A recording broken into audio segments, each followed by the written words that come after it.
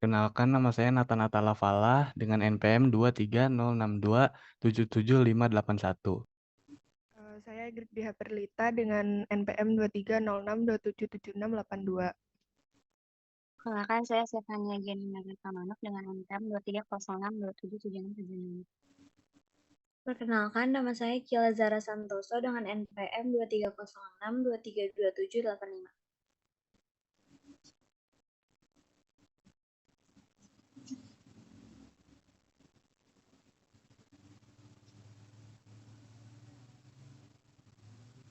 Perkenalkan, nama saya Pelangi Sirait dengan NPM 23062777663. Perkenalkan, saya Rizky Pujolestari dengan NPM 2306232690. Perkenalkan, saya Juliana Sari Fatihah dengan NPM 2306232482.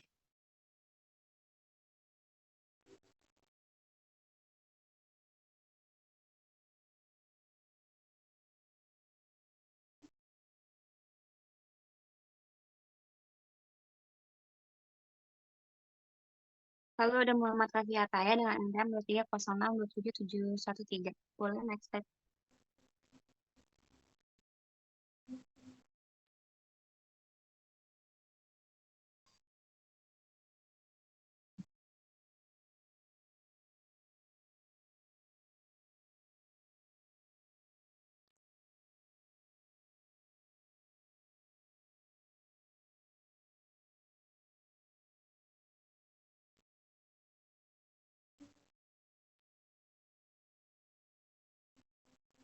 Di sini saya akan menjelaskan tentang karakteristik of partnership. Yang pertama yaitu ada asosiasi individu, yaitu persekutuan adalah suatu badan hukum. Suatu persekutuan dapat memiliki harta benda atau tanah bangunan, peralatan, dan dapat menuntut atau digugat.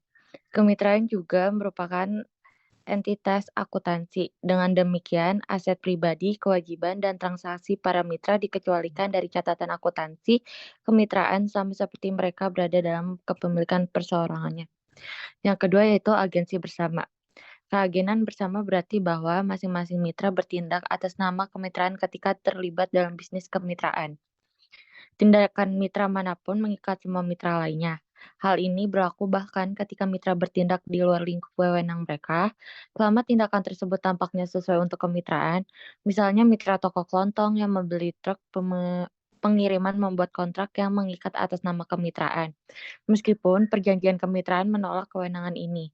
Di sisi lain, jika mitra di sebuah firma hukum membeli mobil salju untuk kemitraan tersebut, tindakan tersebut tidak akan mengikat kemitraan tersebut.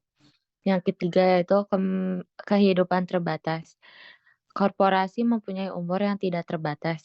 Kemitraan suatu persekutuan dapat diakhiri secara sukarela kapan saja melalui penerimaan sekutu baru atau penarikan sekutu. Ini mungkin berakhir tanpa disengaja dengan kematian atau ketidakmampuan pasangannya. Pembubaran persekutuan terjadi bila mana seorang sekutu mengundurkan diri atau diterimanya sekutu baru. Yang keempat yaitu kewajiban yang tak terbatas. Setiap mitra secara pribadi dan individu bertanggung jawab atas semua kewajiban kemitraan. Klaim kreditur pertama-tama melekat pada harta persekutuan. Dan yang terakhir yaitu kepemilikan bersama atas properti. Mitra bersama-sama memiliki aset kemitraan. Jika persekutuan dibubarkan, masing-masing sekutu mempunyai klaim atas total harta yang sama dengan saldo akun modalnya masing-masing.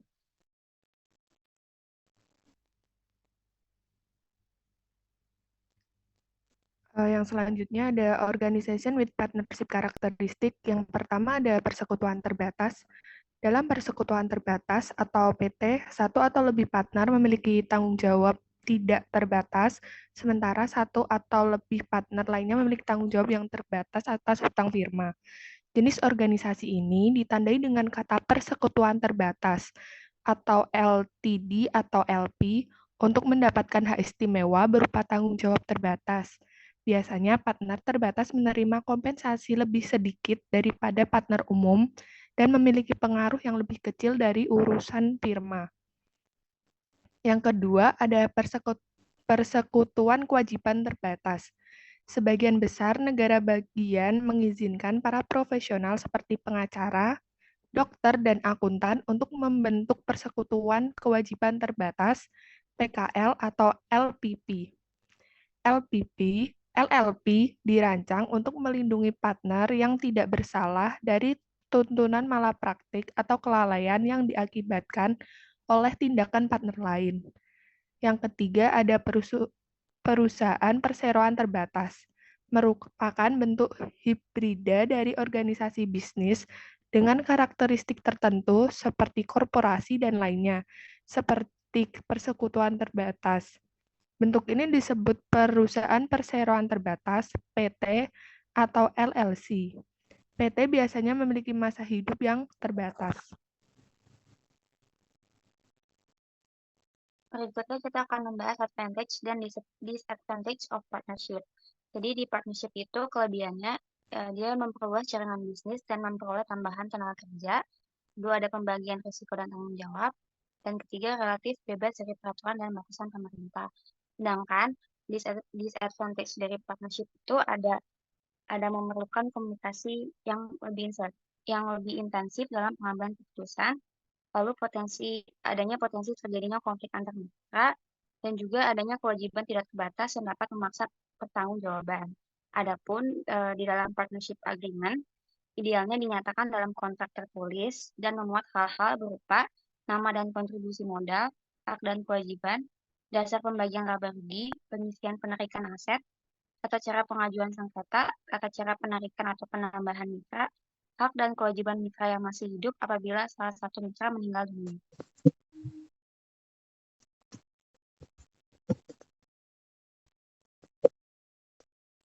Accounting for a partnership formation.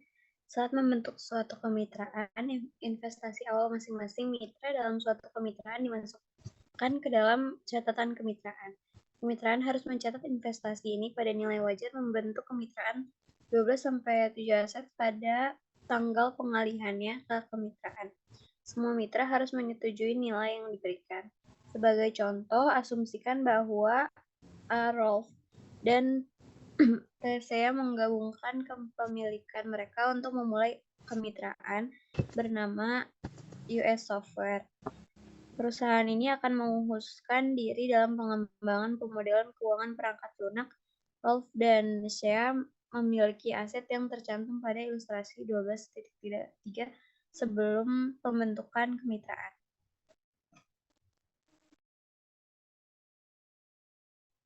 Perlu diperhatikan bahwa kemitraan tidak mencatat biaya awal peralatan maupun biaya awal peralatan nilai bukunya. Perusahaan mencatat peralatan tersebut pada nilai wajarnya 4.000. Itu kemitraan tidak meneruskan akumulasi penyusutan dari pembukuan entitas sebelumnya. Dalam hal ini, dua kepemilikan. Sebaliknya, klaim kotor pelanggan diteruskan ke kapal mitra. Kemitraan menyesuaikan penyisian piutang tertagih menjadi 1.000 untuk mendapatkan nilai realisasi tunai atau bersih sebesar 3.000. Suatu kemitraan dapat dimulai dengan penyisian piutang ragu-ragu karena kemitraan tersebut akan terus mengumpulkan piutang yang ada. Beberapa di antaranya diperkirakan tidak dapat ditagih. Selain itu, prosedur ini memelihara hubungan pengendalian dan anak perusahaan antara piutang usaha dan buku besar pembentuk piutang usaha. Setelah itu pembentukan kemitraan, akuntansi transaksi serupa dengan yang lain jenis organisasi bisnis. Misalnya, para mitra mencatat semua transaksi dengan pihak luar, pihak-pihak seperti pembelian atau penjualan, persediaan dan pembayaran atau penerimaan kas. Hal yang sama seperti halnya pemilik tunggal.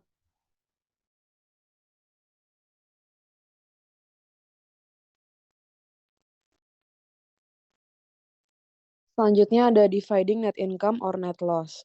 Jadi mitra itu berbagi laba bersih atau rugi bersih kemitraan secara merata, kecuali jika kontrak kemitraan menyatakan yang lain. Nah, dasar ini biasanya disebut sebagai yang pertama rasio pendapatan, kedua rasio pendapatan dan kerugian, atau juga bisa disebut rasio untung dan rugi. Nah, biasanya mitra atas laba atau rugi bersih diakui dalam akun pada jurnal penutup. Nah, ada 4 jurnal penutup yang diperlukan untuk kemitraan. Yang pertama, itu debit setiap akun pendapatan sebesar saldo dari kasan pendapatan kredit untuk total pendapatan. Yang kedua itu debit ikhtisar pendapatan untuk total biaya dan mengkredit setiap akun pengeluaran sebesar saldonya. Lalu yang ketiga itu debit ikhtisar laba rugi untuk saldonya dan kredit rekening menjadi modal masing-masing sekutu untuknya atau bagiannya atas laba bersih atau rugi bersih. Nah, terus yang keempat itu ada mendebit rekening modal masing-masing sekutu sebesar saldo rekening penarikan sekutu dan mengkredit rekening penarikan masing-masing sekutu dengan jumlah sama. Boleh di. Nah, kemudian ini adalah contoh closing net income and drawing account serta juga partner capital and drawing account for closing.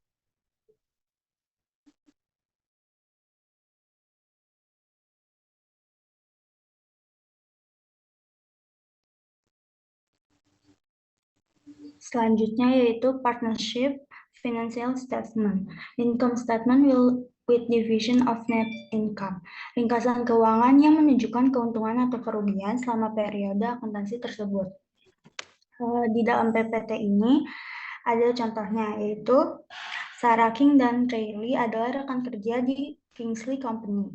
Perjanjian kemitraan yaitu menjanjikan yang pertama tunjangan gaji sebesar $8.400 untuk Sarah dan $6.000 untuk Ray. Yang kedua, tunjangan bunga sebesar 10% pada saldo modal pada awal tahun. Dan yang ketiga, sisanya sama. Pembagian laba bersih pada tahun 2005 sebesar $22.000, yaitu dijelaskan pada tabel di sampingnya. Nah, nanti salaries, interest, and remainder on fixed ratio-nya, income summary-nya berada di debit sebesar $22.000, dan di kreditnya ada Sarah King, kapitalnya sebesar $12.400 di kredit, dan Rayleigh kapital sebesar $9.600 ada di kredit. Next.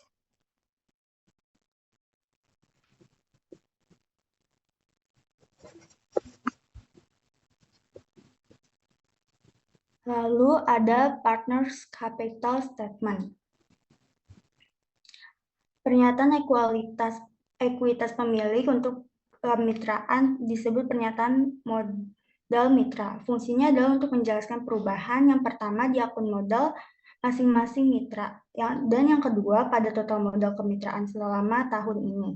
Laporan pada mitra terlampir untuk perusahaan Kingsley didasarkan pada pembagian dari $22.000 tersebut dari pendapatan bersih. Pada contoh di sampingnya itu kapital akhirnya pada 31 Desember Sarah mendapatkan $35.400, Rayleigh $28.600, dan total mereka berdua yaitu $64.000. Selanjutnya yaitu owner equity section of a partnership balance sheet, yaitu contohnya laporan modal mitra disiapkan pada laporan laba rugi dan akun modal dan penarikan mitra. Neraca untuk kemitraan sama dengan kepemilikan kecuali di bagian ekuitas pemilik. Saldo modal pada mitra ditunjukkan dalam lembar balance. Bagian ekuitas pemilik dari neraca untuk Kingsley Company terlampir sebagai yang ada di sampingnya. Kingsley Company balance sheet pada 31 Desember 2005. Total liabilities-nya yaitu $115.000. Owner equity-nya itu ada Sarah King Capital sebesar $35.400. Lalu ada Rayleigh Capital sebesar $28.600. Nah, total dari owner equity-nya itu yaitu $64.000. Total liabilities dan owner equity-nya yaitu $179.000.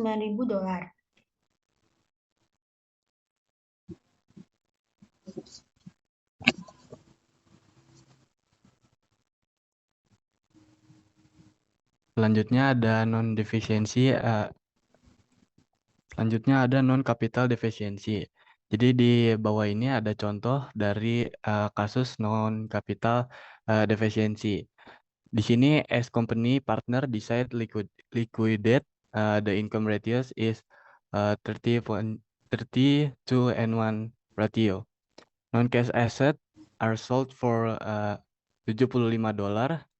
Book value-nya ada di book value aset ada di $60. $60.000, terus a gain of $50-nya ada is realized on the sale. Jadi as company ini mereka ngejual non cash aset mereka dengan harga $75.000 dengan entry yang ada di bawah ini. Jadi ada cash di debit sebanyak $75 dan juga ada accumulated depreciation equipment yang mereka jual ada di sisi debit. Selanjutnya ada akun receivable juga, ada inventory juga yang dijual, terus juga ada equipment dan juga ada gain of realization-nya yang tadi $15.000. Terus selanjutnya the gain on realization yang $15.000 itu dialokasikan ke income ratios yang sudah disebutkan sebelumnya yang 3:2:1 itu kepada masing-masing kapital.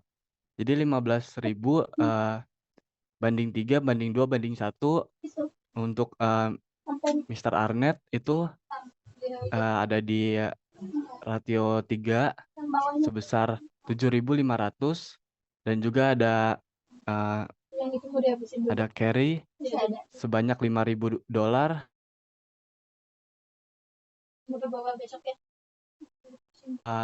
Entry ini berguna untuk menjelaskan alokasi gain on realization yang $15.000 itu dialokasikan seberapa banyak gitu.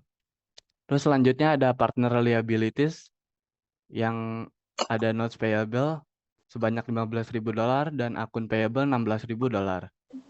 Untuk entry-nya ada di bawah ini, notes payable $15.000, akun payable $16.000 dan cash $31.000. Selanjutnya tiga entry ini akan dibuatkan T-chart-nya sesuai dengan akun yang ada di bawah ini. Ada akun cash, ada akun capital Arnett, ada akun capital carry dan juga akun capital Ethan. Balance awalnya yaitu $5.000. Untuk yang pertama di debit sebanyak $75.000, lalu di kredit pun ada $31.000 dari tahap yang ketiga ini. Jadi balance akhirnya yaitu $49.000. Untuk yang capital Arnett pertama balance-nya ada di angka $15.000. Terus ditambahkan dari tahap yang kedua yaitu $7.500. Jadi balance-nya $22.500. Untuk yang capital carry itu balance awalnya $17.800. Ditambahkan dari tahap kedua juga sebanyak $5.000. Jadi $22.800. Untuk yang capital Ethan itu balance awalnya $1.200. Ditambahkan dengan yang tahap kedua juga yang $2.500 ini dikredit, jadi balance akhirnya sebanyak $3.700.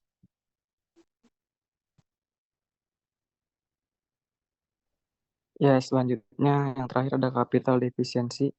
Capital deficiency dalam akuntansi likuidasi kemitraan terjadi ketika nilai total kewajiban kemitraan melebihi total aset yang dapat diperoleh dari likuidasi. Dalam situasi ini, partner-partner tidak memiliki cukup aset untuk membayar semua kewajiban mereka kepada kreditur. Nah, di bawah ini ada contoh soalnya, bisa dipahami sendiri ya, teman-teman.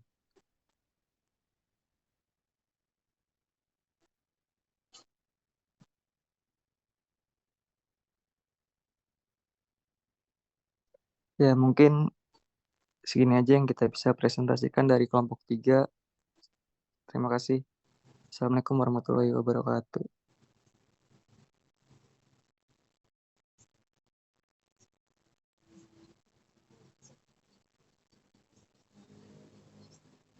Oke, terima kasih teman-teman presentasinya.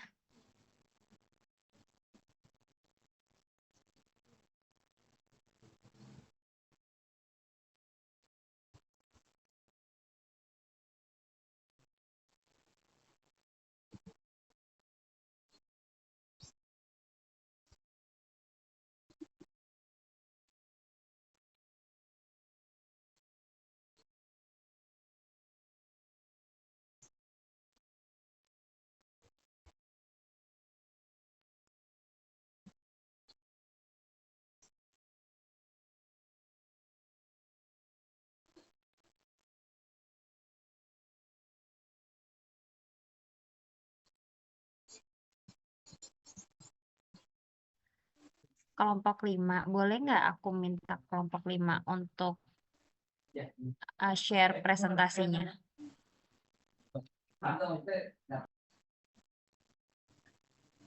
Baik, Mbak. Mohon tunggu sebentar ya, Mbak. Iya.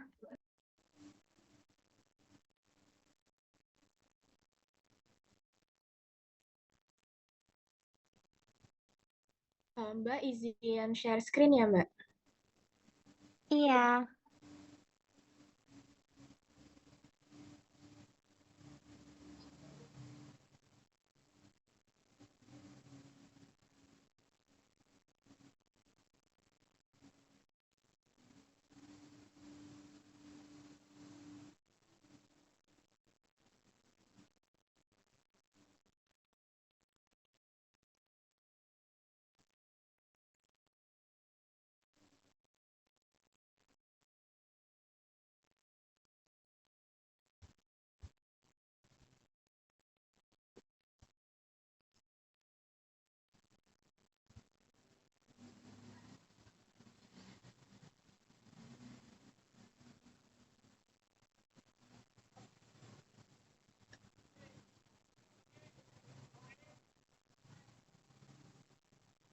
Baik, Assalamualaikum warahmatullahi wabarakatuh. Selamat pagi Mbak Rina dan teman-teman semuanya. Perkenalkan, kami dari kelompok 5. Di sini kami akan mencoba untuk menyampaikan hasil diskusi kami mengenai materi Accounting for Partnership. Di sini izinkan kami memperkenalkan dulu anggota kami satu-satu. Boleh di next slide.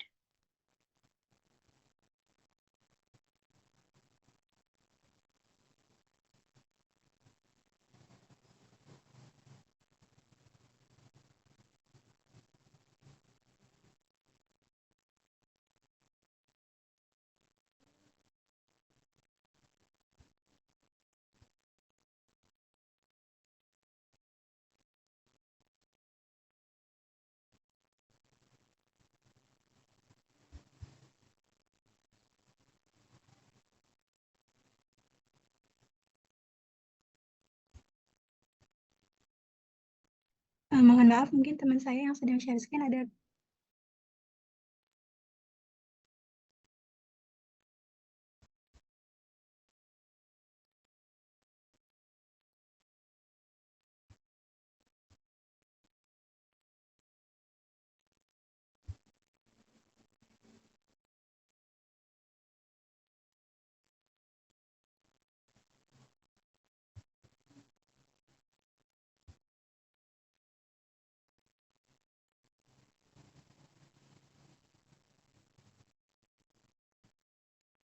Baik, saya izin share screen dan mengulang presentasi kami.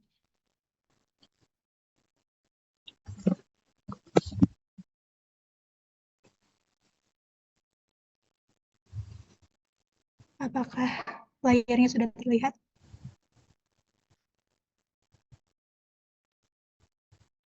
Udah, Has. Baik, selamat pagi Mbak Rina dan teman-teman semuanya. Kami dari kelompok 5, di sini kami akan menyampaikan hasil diskusi kami mengenai materi Accounting for Partnership ataupun akuntansi untuk firma. Nah, sebelum menyampaikan materi, izinkan kami memperkenalkan terlebih dahulu anggota kami.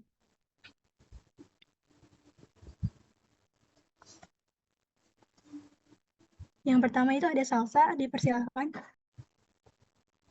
Kenalkan, nama saya Salsa Ramadina dengan NPM 2306232596.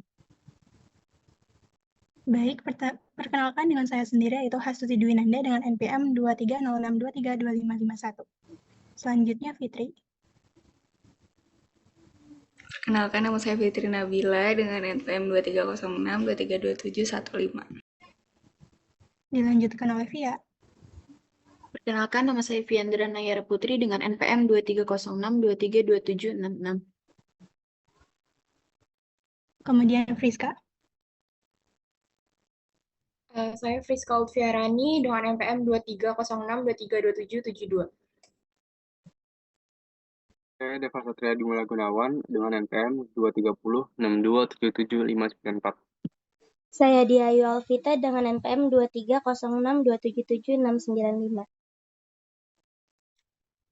Saya Caca Yati dengan NPM 2306. Baik, langsung saja kepada materi. Untuk poin. Baik, berikutnya ada poin pertama karakteristik partnership yang akan disampaikan oleh Friska. Kepadanya dipersilahkan.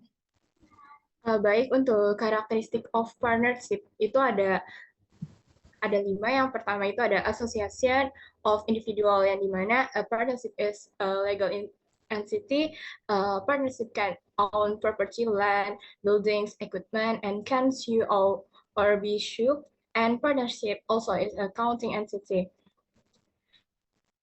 And second, mutual agency, dimana itu mutual agency means that each partner act on behalf of the partnership when engaging in partnership business. And 3, limited life corporation have unlimited life. Partnership do not. Partnership may be ended voluntarily at any time through the acceptance of a new partner or the withdrawal of a partner.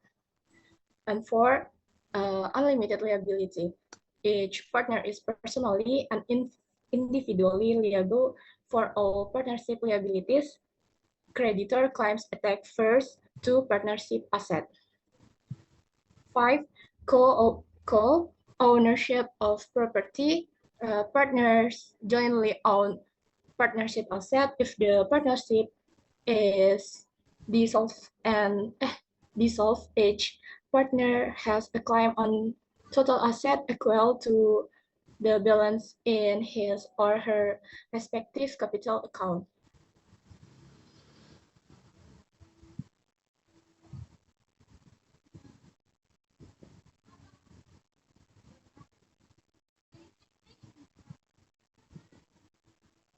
So here we go for the next point is organization with partnerships characteristics. The first one of organization with partnership characteristics is there is limited partnership that have limited personal liability for business debts as long as they do not participate in management. And the second one is limited liability partnership. So in this case, mostly of interest to partners in outline professions such as law, atau pengacara, medicine, tenaga kesehatan, dan accounting. And the last one is limited liability companies. So in this case, owners have limited personal liability for business debts even if they participate in management. Advantages and disadvantages of partnership.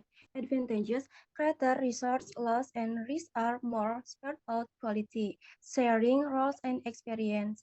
Disadvantages: long decision, business decision making can take longer than so. Partnership more limited. For example, funding is still relatively limited compared to a limited liability company. Assume that a company is on brink of bankruptcy. Ya, selanjutnya kita akan bahas mengenai accounting for a partnership formation. Jadi, accounting of partnership formation refers to the process of recording and documenting the financial transaction and arrangement involved in the creation of a partnership.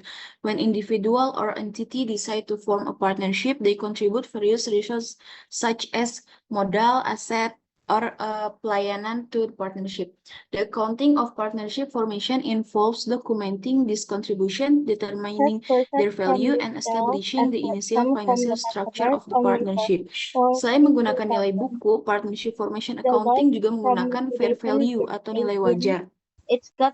Nilai wajar yang disumbangkan oleh para mitra dalam proses pembentukan kemitraan. Fair value is the fair value or market value of an asset or a liability at a particular point in time. Atau fair value ini atau nilai wajar ini adalah nilai wajar atau nilai pasar suatu aset atau liabilitas pada suatu titik waktu tertentu.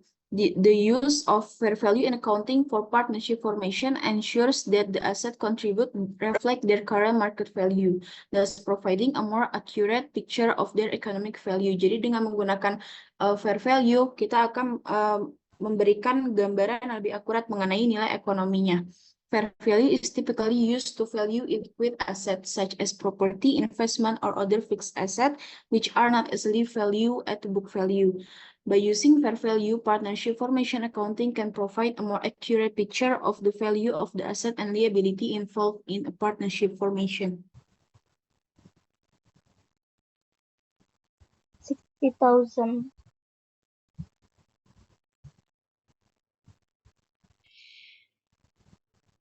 Dividing net income or net loss.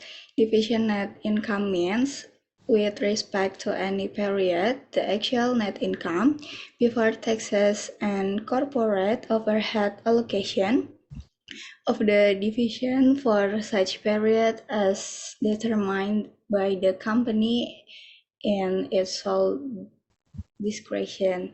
For the next formula can be calculated by subtracting revenue from expense. For example, if a company revenue was $100 and its expense were $60, the company would have a net loss of $40. Since there is a total cost of $350,000, then the net loss would be $500.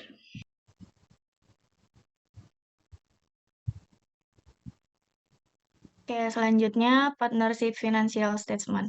Partnership financial statement include an income statement, capital statement, or statement of owner equity, and balance sheet.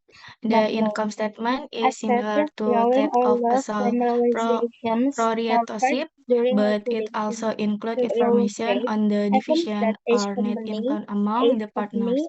The capital statement shows the change in each partner capital account and the total partner capital during the year. The balance sheet is similar to that of a sole proprietorship, except in the owner's equity section, where the capital balance of each partner are shown. It is important to note the partner salaries and interest on capital are not changed is the main part of the income statement, but are simply part of the process of dividing up to profit among the partners and are shown in the statement of division of profit.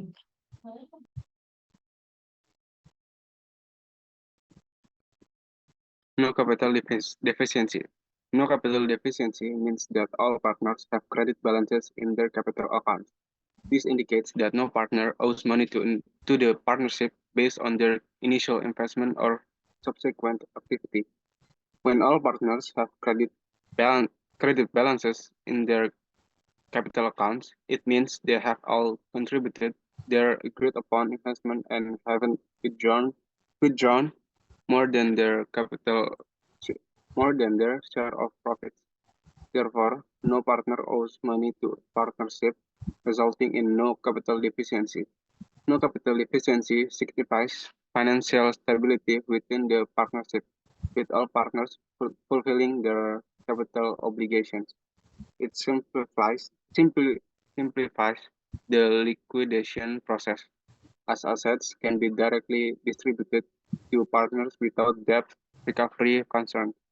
The absence of capital deficiencies doesn't guarantee profitability, 42,000.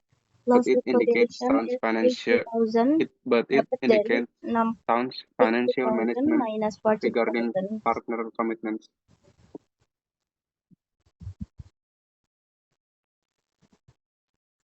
Capital deficiency may result from recurring net loss, excessive drawings, or loss from realizations suffered during liquidation.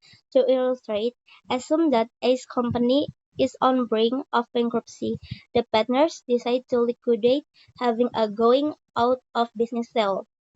They sell merchandise of substantial discount and sell the equipment at occasion. Cash proceeds from the sale and collections from customers total only 42,000. The loss of liquidation is 80,000. Itu dapat dari 60,000 minus 42,000.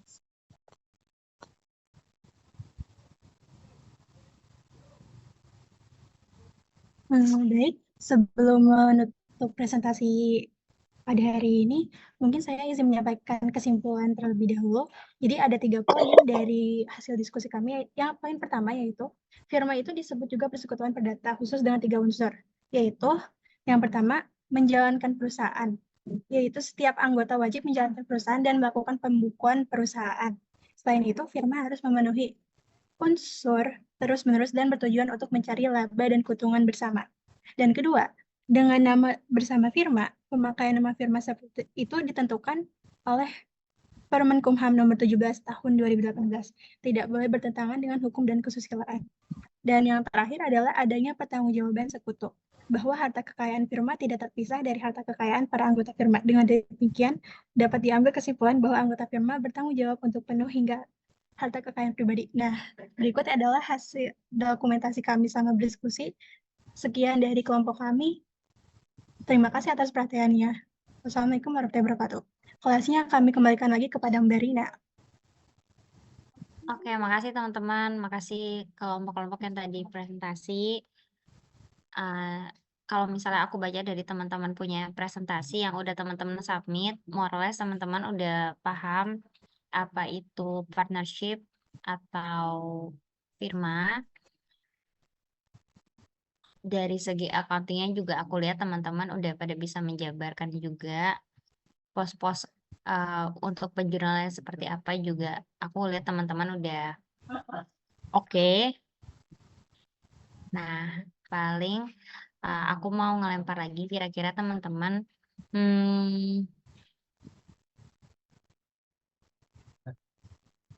untuk pertanyaan pemicu, kira-kira ada yang udah pasti teman-teman ada yang jawab salah satu poin dengan sure nggak?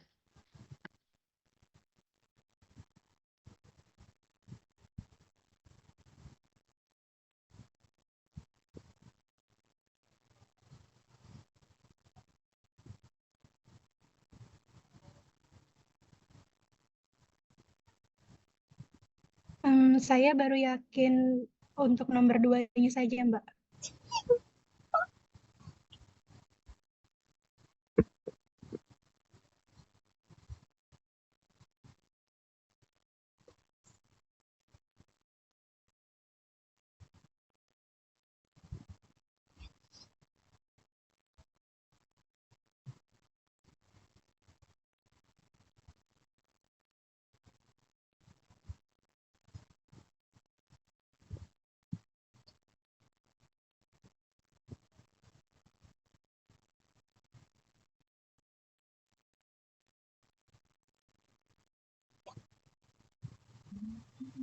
Oke, kalau yang untuk nomor 2 ini,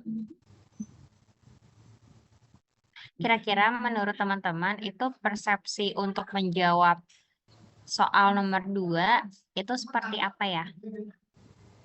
Boleh di-share nggak perhitungannya teman-teman yang cukup yakin nih jawaban nomor 2 persepsinya tuh seperti ini gitu. Boleh Mbak sebentar ya.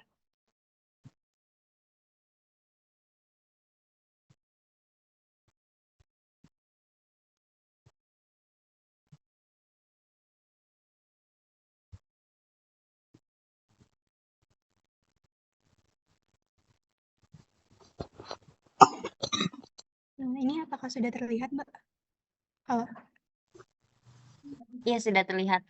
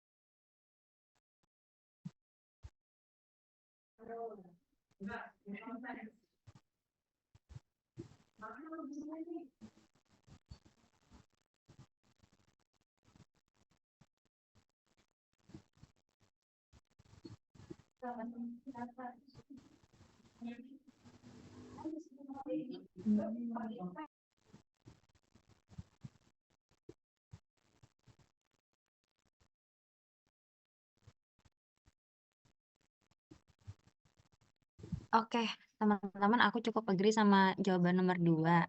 Terus aku kayaknya mau share screen untuk nomor 3. Tadi tuh aku sempat ngebahas gitu loh sama teman-teman kelas sebelumnya untuk yang nomor 3. Sorry, salah. Share screen.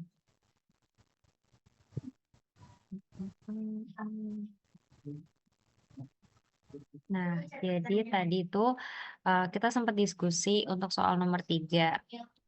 Soal nomor 3 itu kan dibilang kalau NAP and FICO, dia punya report net income-nya itu 31.000 dengan pembagian interest allowance dan salary allowance untuk masing-masing NAP sama FRIES masing-masing sekian.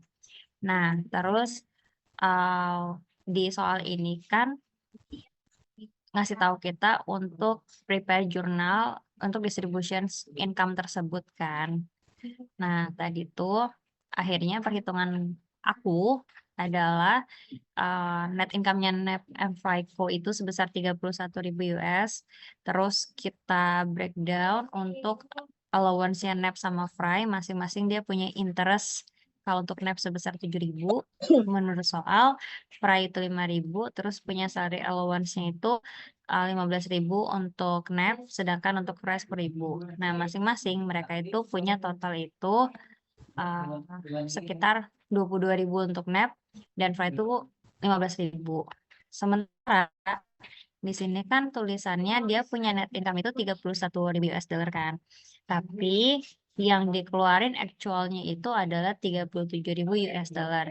Berarti kalau secara perhitungan dia kan akan defisit sebanyak 6.000 US dollar. Nah, kalau di persepsi aku dari soal ini adalah kita itu mencatat untuk defisitnya. Tapi teman-teman yang kelas sebelumnya itu based on pertanyaan, catatnya tuh kayak lebih ke distribution of income-nya tersebut. Menurut teman-teman, kalau misalnya teman-teman udah ada yang jawab soal nomor 3, itu teman-teman jawabnya ke opsi 1 yang income statement-nya itu di debit sebesar 31.000, sisanya itu kredit capital punya NAP sama FRI sebesar masing-masing totalnya yang sudah dikurangin sama defisit, atau teman-teman menjurnalnya itu hanya defisitnya aja.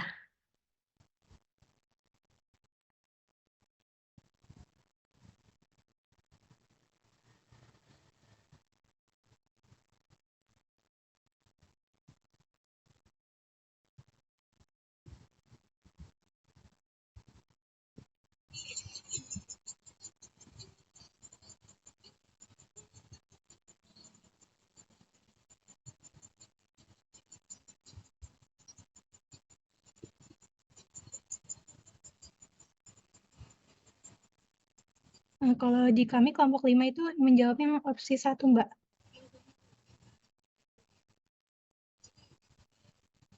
Oke, ini juga jawabannya sama kayak jawabannya Mas Bintang sama Mas Alfia di di kelas sebelumnya sih tadi pagi.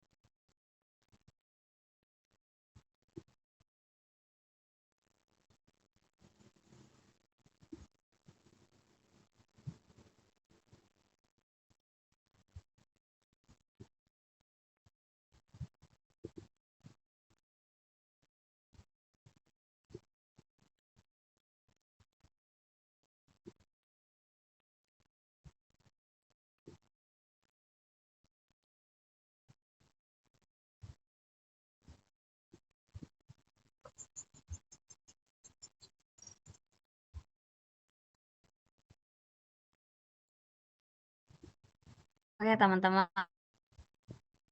Terus kalau untuk ya soal nomor 4, kira-kira jawaban yang akan ditulis itu seperti apa ya dari soal? Ada yang enggak?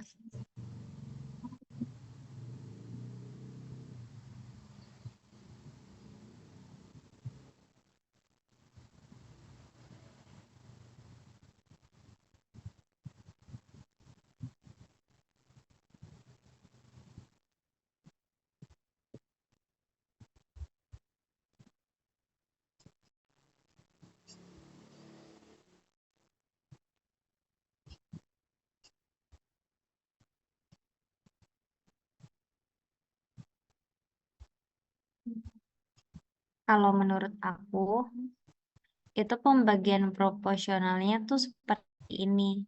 Menurut teman-teman, ada yang jawabnya kayak gini atau enggak?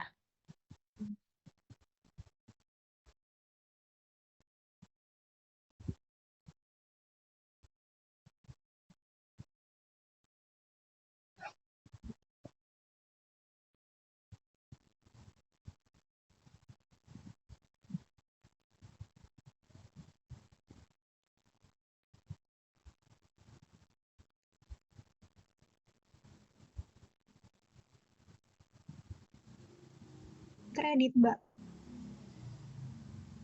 Yang gimana?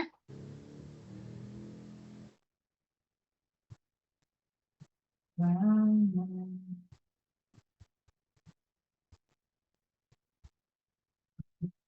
Mbak, izin mungkin aku mau jawab.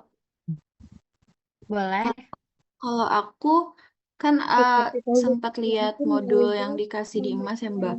Terus ada soal yang sama persis. Jadi aku nulisnya di debit itu A kapitalnya 8.000, B kapitalnya 9.000, C kapitalnya 4.000. Terus cash di debitnya itu jumlah dari kapitalnya 21.000, Mbak. The partner decide to liquidate that having going out of business. They sell merchandise at substantial discounts, so the equipment allocation, cash process from the sales and collection from customers, total only 42,000. Jadinya yang dikredit adalah is 80,000. Yes, Mbak. Itu dapat dari 60,000 minus 40,000.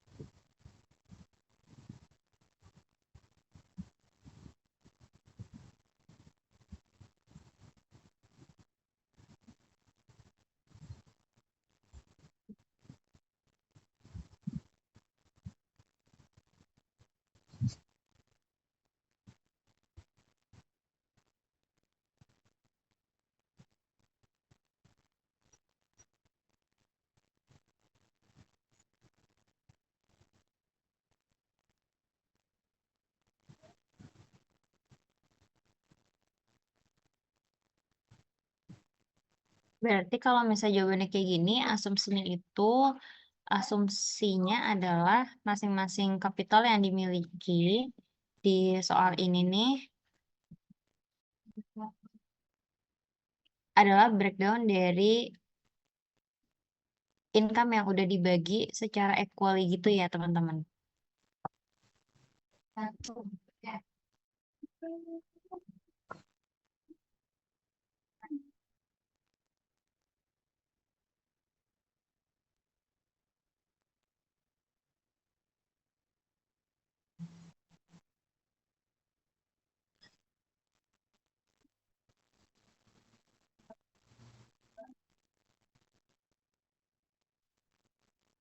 Oke,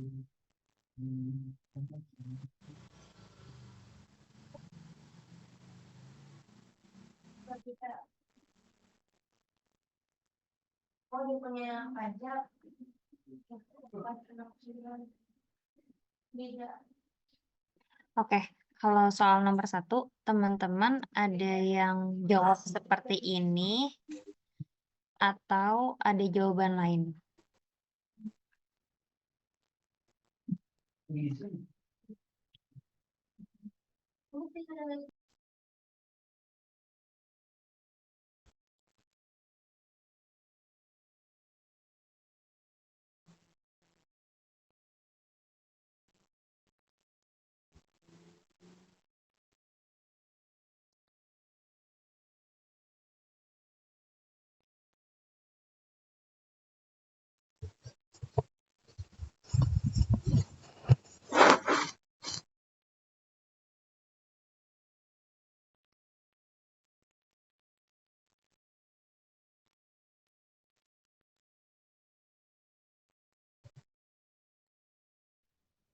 Izin menjawab, Mbak, untuk yang nomor 1, saya berbeda. Kalau yang nomor 1, yang berbedanya di bagian apa? Kalau yang saya buat itu dia yang di bawah AFBD itu yang kayak Torres Capital sama Penny Capitalnya itu nggak masuk.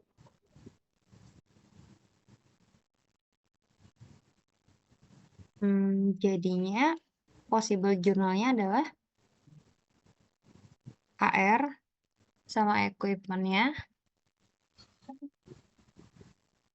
Saya ini AR-nya itu di debit 16.000, equipment-nya di debit 20.000. Equipment-nya nggak dikurangin sama dia punya akumulasi depresiasi. Iya, belum, Mbak.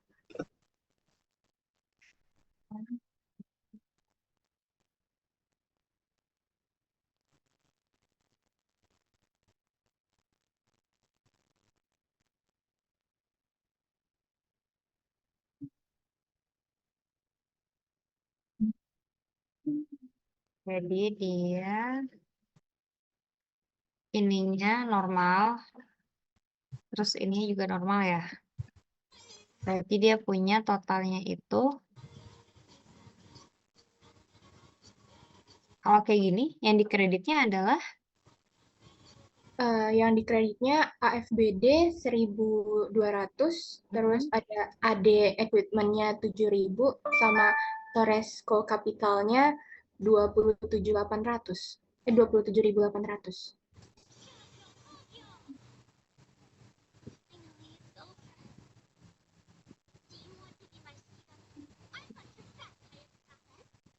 ini ya.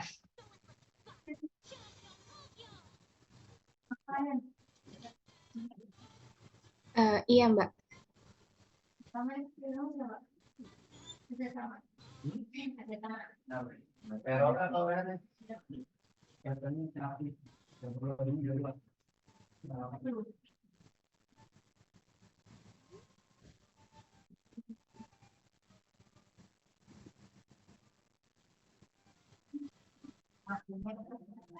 Mbak Rina, mohon maaf.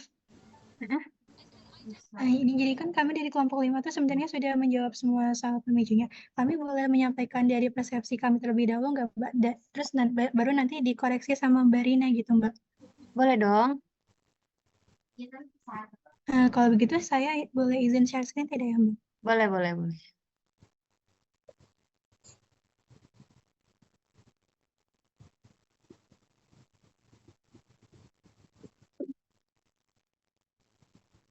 Sudah terlihat belum ya?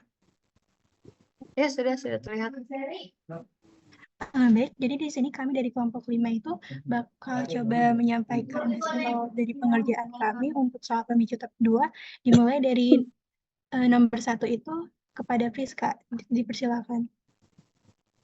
Baik, saya mulai ya, Mbak. Untuk nomor 1, untuk soalnya financial statement Penner and Torres decide to merge their proprietorship into a partnership called Panther Company. The balance sheet of Torres show account receivable $16.000 less allowance for doubtful account 1.200, dia jadinya itu 14.800, kemudian equipment-nya 20.000 dikurangi sama accumulated depreciation equipment itu 7.000, hasilnya 13.000. Kemudian journalized entries in forming a partnership, prepare portion of opening balance sheet for partnership. Jadi untuk jawaban saya, untuk journalist entries in forming a partnership-nya itu account receivable-nya itu berada di sisi debit, equipment-nya itu 20.000 di sisi debit, kemudian AFBD-nya itu dia di posisi kredit dengan 1.200, kemudian ada AD equipment-nya itu di posisi kredit yaitu 7.000. Kemudian kalau jadinya Torresco Capital-nya itu dia mengeluarkan modalnya itu 27.800. Boleh di-scroll sedikit. Kemudian untuk balance sheet-nya itu menyusunnya untuk aset dia itu ada account receivable-nya itu 16.000 dikurangi dengan equipment serta ada AD equipment, maka total untuk asetnya itu adalah 29.000. Kemudian liabilities dan partner capital-nya itu ada AFBD. Di AFBD yang ditambah sama Torres Capital jadinya 29.000. Terima kasih.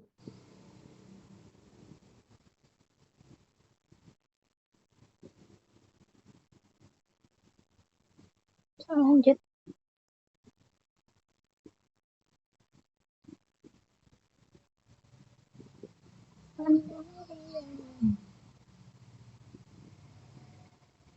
Baik, di sini saya izin menjelaskan untuk yang nomor 2. Nah, jadi nomor 2 itu kan soalnya ada sebuah perusahaan firma yang bernama Fraternal Company mereport bahwa net income bersama itu sebesar $75.000.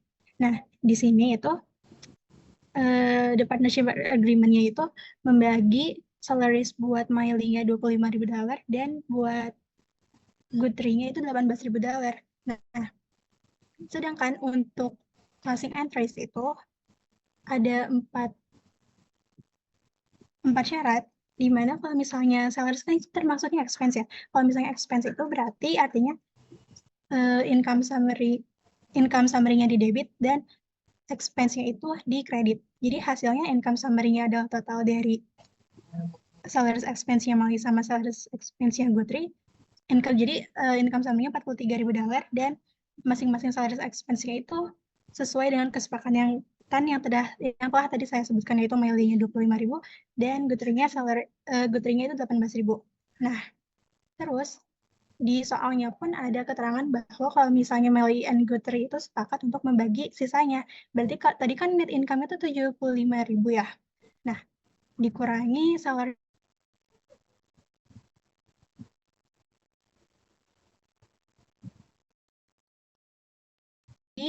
ke Miley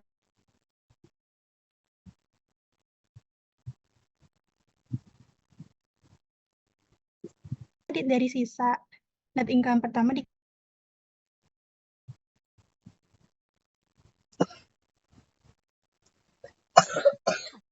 sebesar 32.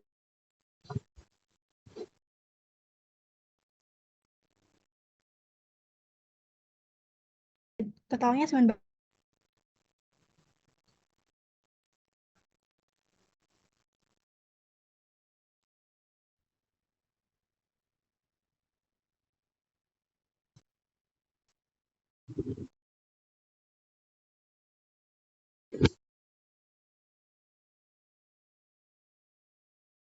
Maaf sebelumnya, apakah suara saya terdengar?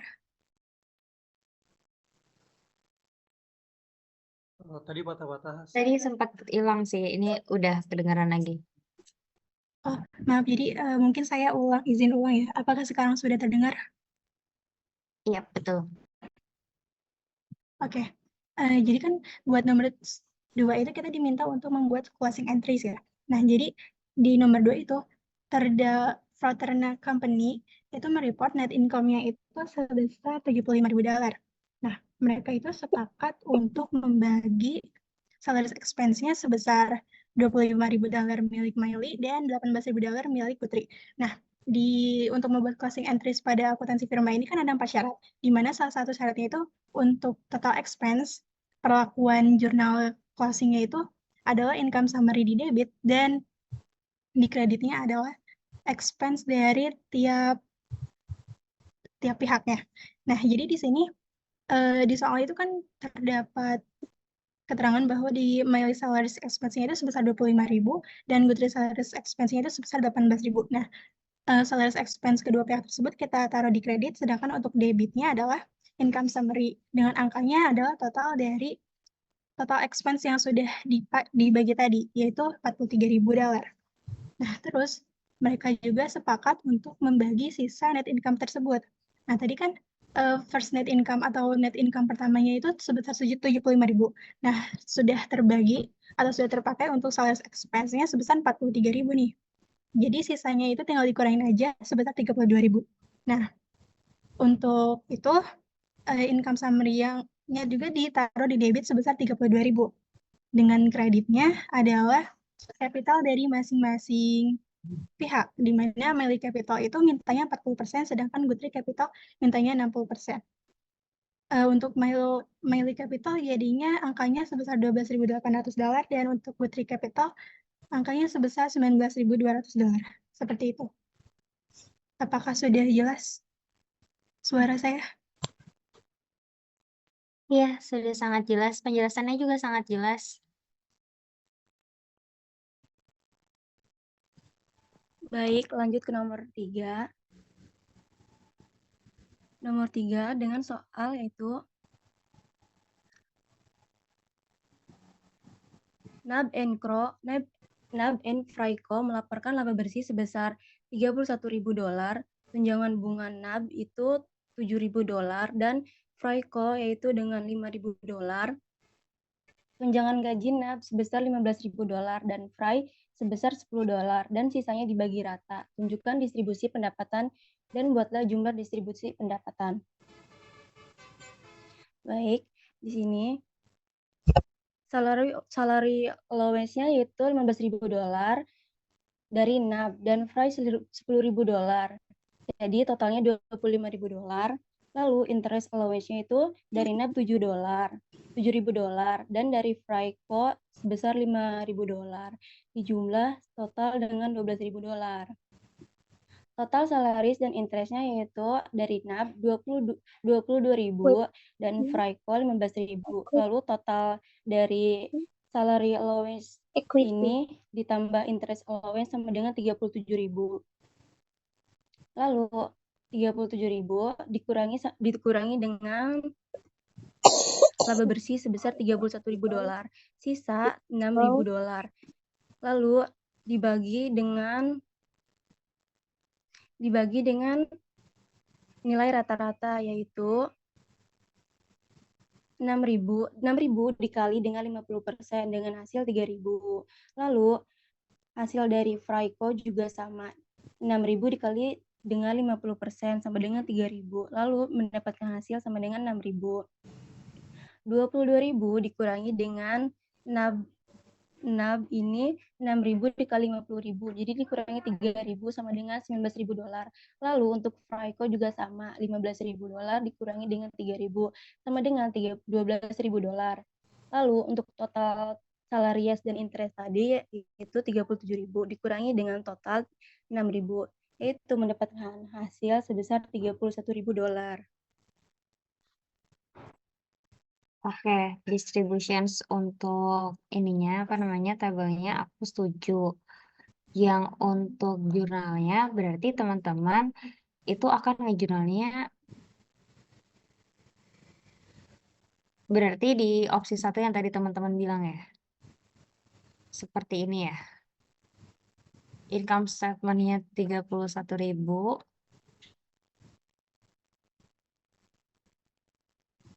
Terus yang net sama Fry yang 19.000 dan 12.000.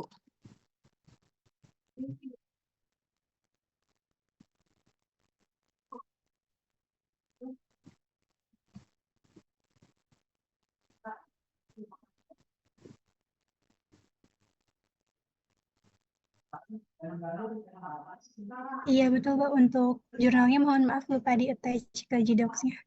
Oke, nggak apa-apa. Terima kasih ya teman-teman. Oke deh. Kita tuh sampai 11.40 ya? Iya benar Mbak, 11.40. Oke deh teman-teman. Aku rasa ini jawaban dari kelompok B. Sudah oke. Tapi nanti akan kita bahas di pertemuan berikutnya ya untuk sisa soalnya. Itu ada yang di ini.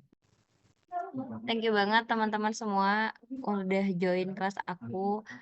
Mohon maaf juga kita belum bisa maksimal untuk membahas tentang firma. Terus juga belum bisa fully bahas tentang soal pemicu kita yang 8 soal itu. Tapi thank you juga buat teman-teman kelompok yang udah present, terutama kelompok 5. I appreciate a lot. Thank you ya teman-teman untuk waktunya. Sampai ketemu di kelas online minggu depan. Hopefully minggu depan aku udah prepare dengan jawaban yang udah bisa dijelaskan ke teman-teman ya. Baik Thank you Mbak, teman-teman untuk waktunya. Apa? Motong nih. terima kasih Mbak. Terima kasih, Mbak. Terima kasih Mbak. Terima kasih. Terima kasih Mbak.